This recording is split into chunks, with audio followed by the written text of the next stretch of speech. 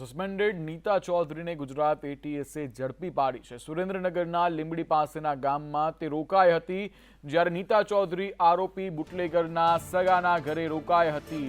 મહત્વના સમાચાર સામે આવી રહ્યા છે। ફરાર નીતા ચૌધરી હાલ પોલીસની ઝડપમાં આવી ગઈ છે। સુરેન્દ્રનગરના લીંબડી નજીકમાં તે આરોપી બુટલેગરના સગાના ઘરે રોકાઈ હતી। નીતા ચૌધરી કોર્ટ દ્વારા જામીન અરજી ફગાવી દેવામાં આવી હતી, ત્યારબાદ પોલીસ તેની શોધખોળ કરી રહી હતી। હાલ નીતા ચૌધરી અંતે પોલીસની ઝડપમાં આવી ગઈ છે।